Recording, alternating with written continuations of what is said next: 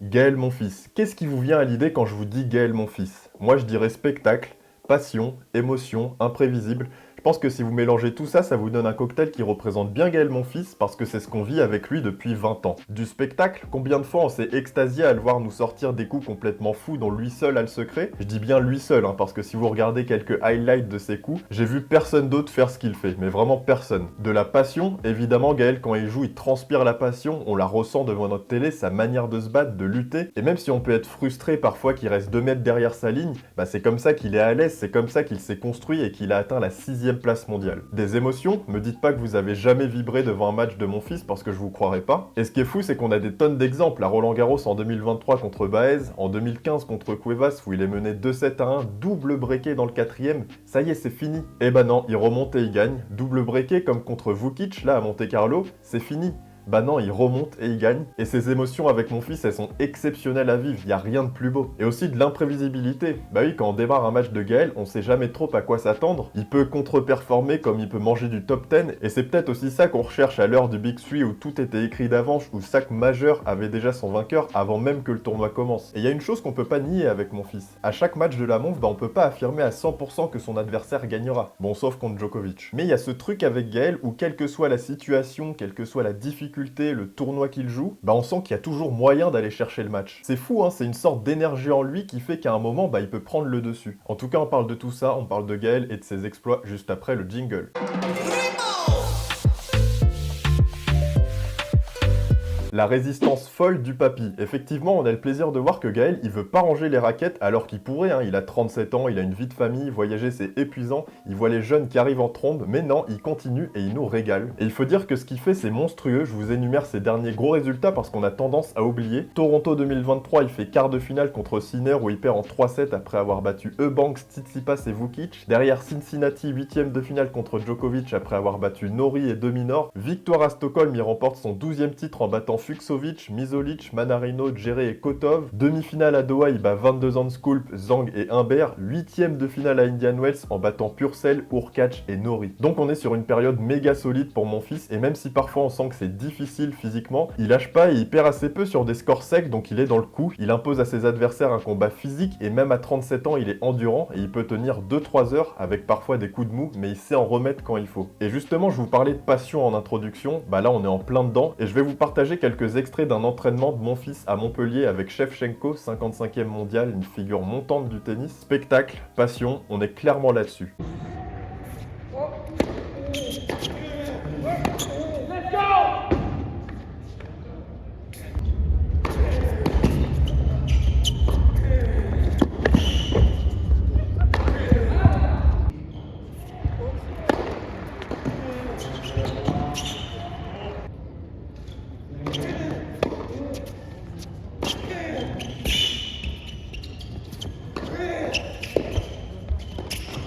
Ça fait plaisir à voir, Et c'est fou de voir ce mon fils conquérant, résistant, gagnant, parce que si on remonte un peu en arrière, c'était quasiment mission impossible, il a eu des moments très très durs, et d'ailleurs je vous laisse en sa compagnie, on est toujours à Montpellier, en conférence de presse, et il nous parle de ses grosses difficultés récemment. Déjà, c'était hyper bizarre, j'étais 15e mondial, j'ai eu une année très dure, je jouais très bien au début d'année, je me suis fait mal, ma femme annonce qu'elle est enceinte, donc tu vois, j'ai beaucoup d'émotions, il se passe un truc horrible dans ma vie personnelle que peu de personnes sachent. Donc j'arrête, je joue pas au Roland et tout ça. Je me remets à jouer à l'été, tu vois. Et là, je me reblesse gravement. Il se passe plein de trucs très durs dans ma vie.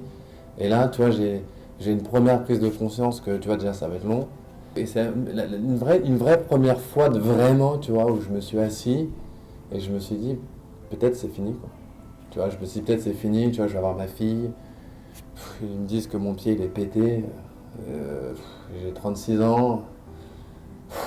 Maintenant, si on se projette un peu, est-ce qu'on voit un mon fils comme ça qui dure sur 2024? Est-ce que la résistance va durer? Personnellement, je pense que mon fils, il a encore des beaux tournois dans sa raquette, mais ça va être de plus en plus dur. Une deuxième semaine en Grand Chelem, par exemple, j'y crois moyen. Alors ça reste possible avec lui, mais enchaîner 3-4 matchs à un niveau fou, les gagner, j'avoue que j'ai du mal à me projeter. Mais ce qui est fou, c'est qu'il suffit d'une ouverture avec lui et ça devient possible. Une carrière spectaculaire. Alors quand je dis spectaculaire, évidemment, je fais référence à son style de jeu, mais aussi à la physionomie de sa carrière. Dans la carrière de mon fils, on observe grave des hauts et des bas, comme dans toutes les carrières, vous me direz, même celle des trois dingues. Mais chez mon fils, c'est intéressant d'analyser ça, étant donné qu'on a une carrière extrêmement longue. Il joue les Grands Chelems et les Masters 1000 depuis 2005. Imaginez, il fait le tour du monde sur le circuit principal depuis quasiment 20 ans. Et mon fils, il a eu des très très bonnes périodes, comme fin 2016 où il fait demi à Toronto, demi à l'US Open, il se qualifie pour le Masters. En 2020 où il gagne Montpellier, il gagne Rotterdam et il fait trembler Djokovic à Dubaï. Mais comme tout le monde, il a eu aussi des périodes un peu plus sombres, avec forcément des blessures, 2012, 2013, 2016. Et mon fils, mine de rien, il fait partie de cette génération maudite qui a subi la loi des trois dingues, donc pas de Grand Chelem pour mon fils, pas non plus de finale de Grand Chelem. Et d'ailleurs, pour la statistique, mon fils, il a perdu 11 fois en Grand Chelem contre Djokovic, Nadal ou Federer. Mais au-delà des Grands Chelems qui ont été privatisés, on peut quand même se dire qu'il avait les armes pour remporter un Masters 1000. C'est fou de se dire que Gaël, mon fils, n'a pas remporté de Masters 1000, alors il a 3 finales, 2 à Bercy, 1 à Monte-Carlo. Mais à titre personnel, moi j'ai peut-être cette mini déception à ce niveau, j'aurais aimé le voir soulever un Masters 1000, je pense que ça aurait été vraiment mérité. On a aussi certains choix de mon fils qui ont pu faire parler, comme en Coupe Davis en 2016 avec la rencontre en Guadeloupe où soi-disant il était pas très chaud pour jouer là-bas. Et plus globalement, il y avait pas mal de non-dits, de zones de flou chez le français qui a pu être un peu renfermé en début de carrière, mais depuis force est de constater qu'il est beaucoup plus solaire, beaucoup plus communicant et ça va avec son développement bien évidemment. Bref, on a une carrière remplie de faits, de gros matchs, d'exploits, de déceptions parfois. D'ailleurs, dites-moi en commentaire qu'est-ce que vous retenez dans tout ça. Est-ce que c'est un match en particulier? Si oui, lequel? Est-ce que c'est plus le personnage mon fils qui est vraiment attachant et d'une gentillesse rare sur le circuit? Est-ce que c'est plus son côté fantasque? Dites-moi vraiment ce que représente mon fils pour vous, je suis curieux de vous lire. Mon fils au JO, la grosse question, est-ce qu'il sera au JO? En tout cas, il s'en rapproche fortement, il a pris des points très importants avec les tournois que je vous ai cités précédemment. Il a envie, et d'ailleurs, il en a beaucoup parlé en conférence de presse, il a été questionné sur les JO. Et d'ailleurs, il a été un peu taquin parce qu'il y a un an, il était 400e mondial. Il avait annoncé que son objectif à moyen terme, c'était les Jeux Olympiques. Et là, beaucoup se sont moqués de lui. Certains lui ont même dit, écoute, arrête de jouer là parce que ça rime vraiment à rien. Et ça, forcément, il l'a gardé dans un coin de sa tête. Aujourd'hui, c'est plus du tout pareil. Il est 40e mondial et numéro 4 français. Pour info, devant, on a Hugo Humbert, 15e mondial. On a Manarino, 20e mondial. Et Arthur Fils, 36e mondial. Sachant que le 5e français, c'est Arthur Cazot et qu'il est 75e mondial. Donc on approche des JO et mine de rien, Gaël, il se place. Et donc Gaël, il a dit que c'était un de ses objectifs sans en faire une fixette pour autant. Il a dit qu'il voulait aussi jouer Wimbledon. Donc on sent que malgré son âge, sa vie de famille, il veut profiter au maximum du bon tennis qu'il produit en ce moment.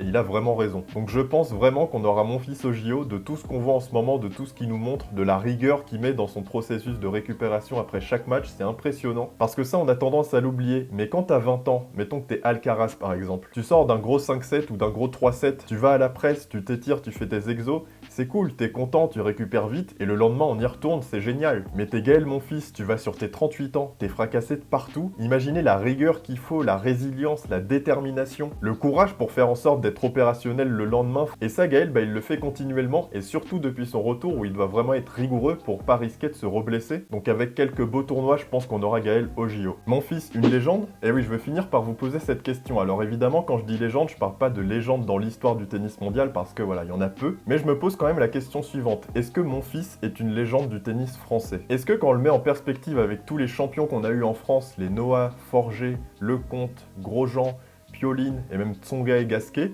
où est-ce que se situe vraiment mon fils? Alors on va pas faire un classement bête parce qu'il y a énormément de choses à prendre en compte si on réduit pas ça au palmarès, mais par exemple mon fils n'a pas été top 5. Tsonga l'a été, Forger l'a été, Grosjean aussi. Mon fils n'a pas joué de finale en Grand Chelem comme je l'ai dit. Tsonga en a joué une, Noah aussi. Mais malgré tout ça, mon fils, j'ai l'impression qu'il a vraiment marqué les gens. Il a marqué plusieurs générations. Je pense qu'il y a plusieurs publics qui ont rêvé avec mon fils et je vais même plus loin. Les joueurs de tennis eux-mêmes. Beaucoup reconnaissent que mon fils a été une vraie source d'inspiration. Donc voilà, mon fils, on sent qu'il y a une aura, on sent que le spectre, mon fils, s'est largement étendu dans la conscience collective. Et je vous le dis très clairement, oui, pour moi, mon fils est une légende du tennis français. Certes, il n'a pas le plus grand palmarès, mais si on induit qu'une légende, ça se construit avec d'autres éléments, je mets mon fils en légende, surtout avec ce qu'il nous propose en ce moment à son âge. En tout cas, dites-moi en commentaire ce que vous pensez de mon fils, tout ce qui vous évoque, tout ce dont je vous ai parlé. Dites-moi si pour vous, on verra mon fils aux Jeux Olympiques. Dites-moi si c'est une légende du tennis français selon vous. En tout cas, la saison sur terre battue bat son plein, on se régale vraiment. N'hésitez pas à nous suivre sur nos différents réseaux sociaux où on est très actifs. Et puis sur YouTube, bien évidemment, où on va envoyer du lourd. Prenez soin de vous et on se retrouve très bientôt.